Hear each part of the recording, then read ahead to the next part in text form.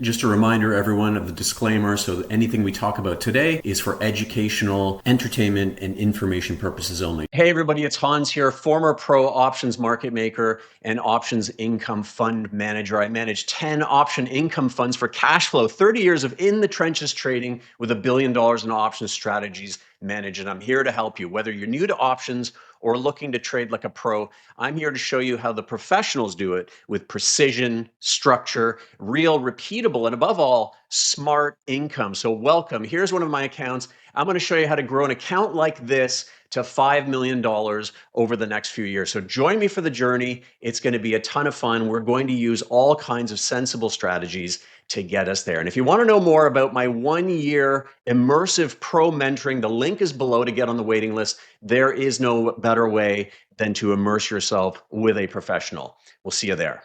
Hey guys, so today I want to talk to you about a couple of positions that are working out for different reasons. They're kind of interesting structures. These are the kinds of things that you get into as you dive a little deeper into options, but they're really cool because they take advantage of the various options Greeks. Remember, when you're trading options, you're a volatility trader. You're trading sentiment, you're trading fear and greed and all that. You know, the VIX can go up and down. And so what you need to realize is that whether you like it or not, you're a volatility trader. You need to recognize what's happening under the hood of volatility. And you do that by looking at your Greeks. They are your dashboard. Your theta, gamma, vega, et cetera, are your dashboard that give you an idea of where your risk is, where your opportunity lies. And that's important to monitor. So we're going to talk about how that really plays into these strategies today. This is actually kind of really cool. So I'm going to look at the market, just how the market setup happens. So the two trades are going to be Meta and Reddit. And I want to show you the setup for that. As the S&P, of course, we can see this big sell-off that we've had lately, and we've battled back, right? We've been climbing this wall of worry on a number of shows for almost a couple weeks now. I've been saying, listen, I think this is kind of a little bit of a buy the dip. The bearish unwind. I was on with Brent at Spot Gamma, founder of Spot Gamma. I said, I think there's still some bearish unwinding to go, right? This sort of coming off of this incredible period where we saw some things that we haven't seen in 15 years, daily ranges and things that I've been writing and talking about. So that takes some time, right? When that fear level finally starts to break, it can last a little while. So we had this very nice move, and I think people are kind of surprised that we're breaking out here. I'm a little bit surprised. I mean, it's incredible strength. We broke above this longer term downtrend line, right? We kind of came down. We banged up to this trend line, which hadn't been formed yet, but we came up to that spot. Then we just collapsed completely into that existential risk that we thought was there before the bond put came in. Bounced back strongly. We had some of the most insane days we've ever seen, 8, 10, 12% days. And then kind of retested down here and held. And this is where I started to get a little bit constructive. I was telling students, mentoring students, people in the program, in our group, in our community, saying, listen, this could be the day. We kind of pull back here. And I said, I think this is the spot. John in my program said, Hans, how do you have these instincts? They're not always perfect, but he's like, how did you know this? But I just felt that it was time that people started to kind of take advantage of dips as opposed to living in the hell of these unpredictable moves. We'd already set the bottom. The VIX had come off from 50 to 35 towards 30, and that's an important spot, right? When you see a level finally gets set, that's an important thing. We talked about that on MSTR in the fall, how we needed to see that level set before volatility could come down. When things are going crazy, volatility has no clue where things should be. It is going to price in anything, any possibility. VIX 60, 80, 100 could get worse. We've seen worse in history. But once you start to establish some levels where there's a little bit of demand, then things start to ease simply by virtue of the market realizing that there is some kind of bid, right? So that's what happened. So we saw this big pullback. We started to sort of march up, broke this trend line. And then what happened this Wednesday, we had a little bit of news in the morning and we plunged right down to here. I posted this in the community. I said, this is the spot to watch, this kind of 538 to 540 level for a spot. Now, what did I want to do? I didn't get involved in the SPY, although we have a little bit, we have some short call spreads up here that are getting a little bit threatened, but I did get involved a little bit earlier. But where did I want to get involved? I wanted to get involved in names that I truly, truly love. And what is one of those names that I've been pounding the table about? Of course, I've been talking about Netflix and Costco and Hood and things like that. Uber hitting all-time highs. I have 3 stocks on my long-term list that we have in our Leaps program. 3 of the stocks on my list are hitting all-time highs today. Actually, Costco is almost at all-time highs. So 3 on the list: Uber, Netflix, and almost Costco, all-time highs. So you want to really pick stories that are working, narratives that are working. And it's just logic. I've been pounding the table about Netflix all this time. People have been calling me a little bit nuts because it's so expensive. But stories are what's important, right? Stories, narrative drives markets. Fundamentals do over time drive stocks. So enough about that. What did I do? I said, well, listen, I'm not going to play any more of the SPY, but I looked at Meta and I said, this is the spot to watch for. So just like the SPY, that morning we went boom down towards that 530 level, into the 520s, 528. It bounced a little bit. I didn't grab the bottom, and I put on a broken wing butterfly, playing for a possibility of solid earnings. How do you play earnings, though, when vols are extremely, extremely high? You play them by having a knowledge of the Greeks and combining them. And I'm going to show you how we went long delta, but short vega in the places that matter. That's how you want to play. Now, it can be simple, right? You can buy a call spread. That's going to accomplish some of what I'm talking about.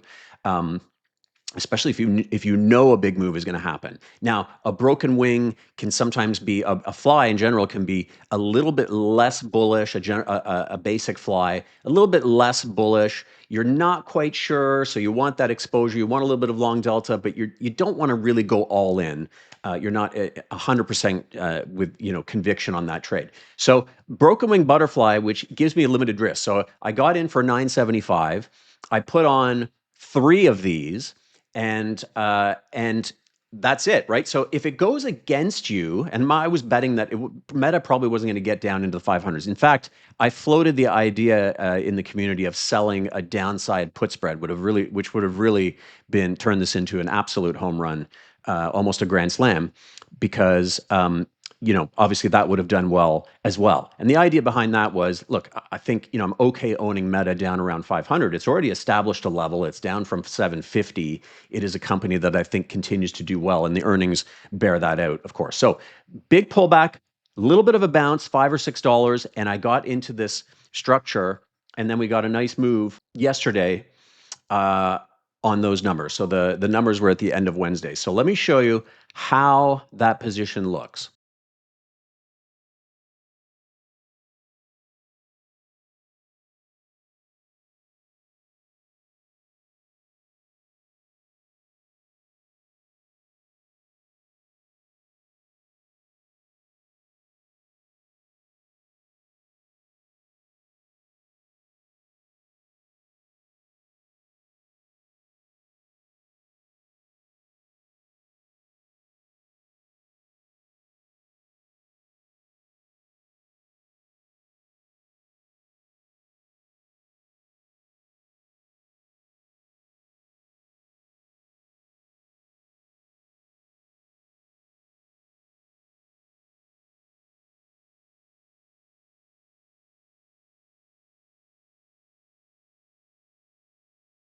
Okay, so another piece of the puzzle here is when I looked at this going into earnings, I thought, what would my target be? So typically my target is where I'm going to place the body of this fly, right? The thorax, the middle part of the fly, because typically a fly is 1, 2, 1. You buy 1, you sell 2, you buy 1, whether it's calls or puts. They can both be flies. So you look at the gamma profile, and you can see that up above 580, you start to see some very sharp spikes in gamma. That means there's a lot of long dealer option positioning up around there. Typically, it's going to be calls, right? People have sort of saddled them with calls.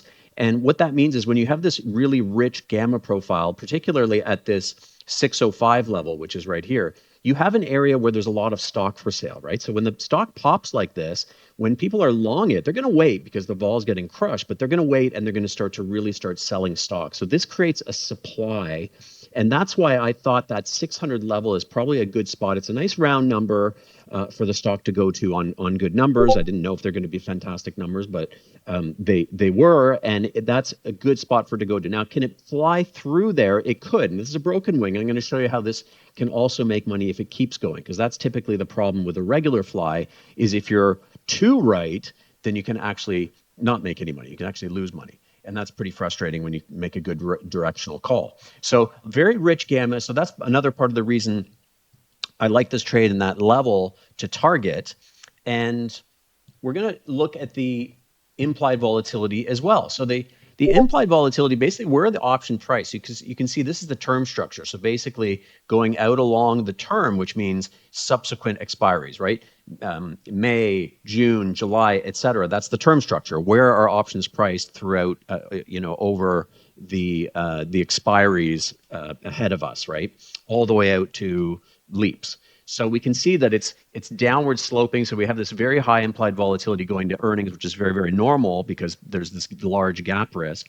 And then going into that May expiry, which is right in here, we can see that it's very high, right? So we're trading close to the 90th percentile. And I'm going to show you in a moment, this is a 55, 56 implied volatility, which is pretty decent. That's a high level of volatility for this particular stock for May, which is a couple weeks away, right? I didn't want to play the very, very short term. I wanted to be able to play some of the follow through to the upside, right? There's sort of a follow through sometimes that you get on good earnings.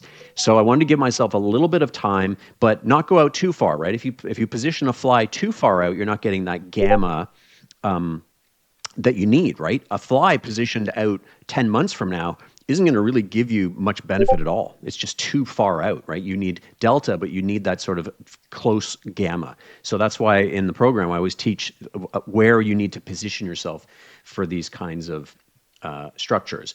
So let's build the fly right here and show you what we were up to.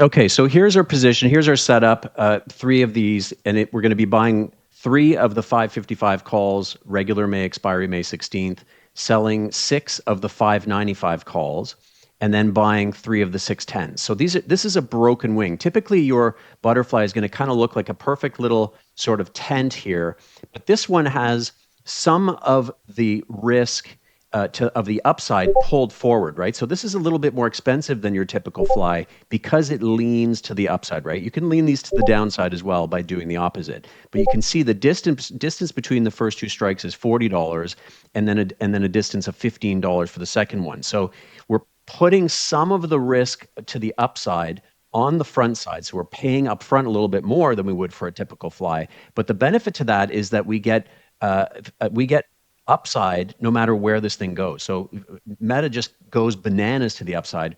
We're going to continue to make money. Here's your expiry line in blue. So with these positions, you have to remember that you have delta, right? So you can see your real-time delta here. So there's a few things happening. So you've got your real-time delta, positive delta down here. We can see 75 delta down where we put it on around 542. We've got some negative theta, right? So it's an outlay for this position. So you do have a little bit of negative theta there. You're betting on a big move happening, right? Either this thing goes down. Hopefully it doesn't go down too much. You can maybe salvage this for something. But if it goes up, you're also playing the vega. So look at what happens here. We have positive vega at the outset of this trade. But watch what happens. It's an interesting way how options evolve. So as we get closer to this middle part of the fly, we see that our vega changes to negative. So this is how you're lining up your Greeks to your advantage, because you know that if this thing pops up, there's an extremely high chance that the volatility is going to get crushed. And I want to show you what happened here on the volatility. So we start way up here at a 56 volatility, 56.66 volatility for April 30th. Or sorry, that was when it was taken on April 30th. This is for May expiry.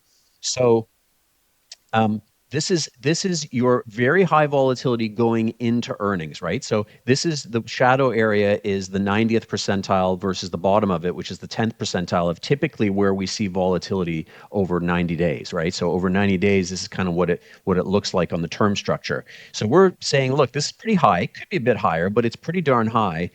We've already seen a big crush in the VIX, so it's back into this range. At some point, Meta would have been up in here. But we can bet that on earnings, this is going to collapse. And that's exactly what happened. We can see the IV in May has dropped to 35. So that is a 21-point drop in implied volatility. So again, that brings us back to this. We're playing long delta. We have a directional bias to Meta going up, but we also have a directional bias to implied volatility in a sense, because as implied volatility gets crushed, we are short Vega where it counts. We're not short Vega at the outset down here. We are short Vega where this thing is going. And if it gets there, you can bet that this short Vega at $600 is going to kick in. That's exactly what happened. It's dropped 20 points. So we've made a whole bunch of money from Delta, but we've made a whole bunch of money from Delta. That's combining your Greeks, right? That is putting the blend of the Greeks where you need them to be. Because if you just bought calls out here in May and Meta jumped, you're going to get crushed on the implied volatility. Now, this is a big enough move that maybe you'll do okay. But the thing is, typically you're going to lose money as volatility comes down and you're just long options, right? You have that Vega exposure, especially going into an earnings event, which is the options are priced very, very high. So notice how this doesn't have that Vega benefit down here. In fact, if the market starts to fall apart, you can probably almost benefit from that because you're long some Vega. If it starts to go the wrong way and the market gets ugly, it's going to maybe save you a little bit. But these are the Greeks that count exactly where you need them to count, which is right at this short strike of 595. So long Delta, short Vega. Vega got crushed. Vega happens very, very quickly, right? So if you think of, I'm going to put this on here just for a little bit of fun. Those of you who know Ferris Bueller, life comes at you fast. So life comes at you fast, and so does Vega. And that's exactly what happens with Vega. It can happen very, very quickly. Vol resets, you make a really big win. That can happen with iron condors, for example. And then now at this point, we still have a little bit of Vega, because if this thing sort of stays quiet and inches up slowly or relatively slowly, we're probably going to see a continued drop in implied volatility. So you still have some short Vega exposure, but now you're starting to rely on a little bit more Delta and also and on Theta, right? Theta you can't rush. Vega happens fast. Theta happens over time. You cannot rush it. It's the passage of time. So now this position goes from being able to take advantage of both Delta direction, Vega implied volatility dropping, and now Theta takes over. So you have these three Greeks that are working beautifully in this kind of recipe to take advantage of a situation like this. And this is basically a home run, right? So I took off two of these at 2050.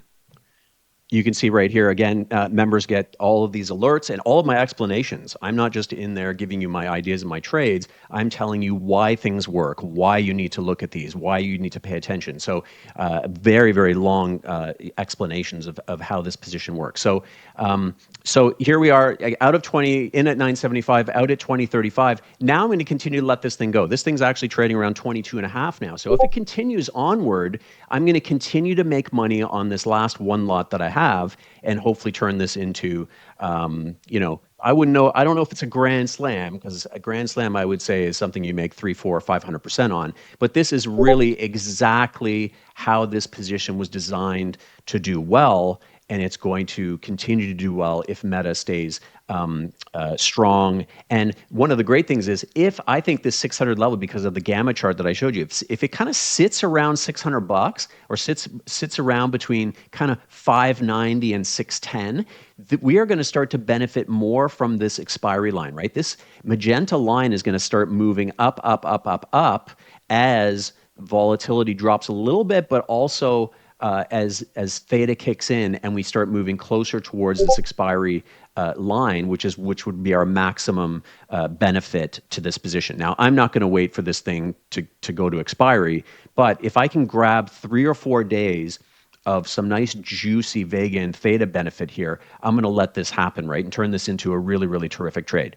So hopefully you guys enjoyed that. I'm going to talk about the Reddit in the next video because this one's gone long enough.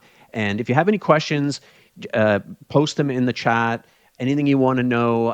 And also, if you enjoy these videos and you want to see more and you want to benefit from some of the things that I'm teaching, my trainings, please like and subscribe. And we will see you guys in the next one. Have an awesome, awesome day and an awesome weekend.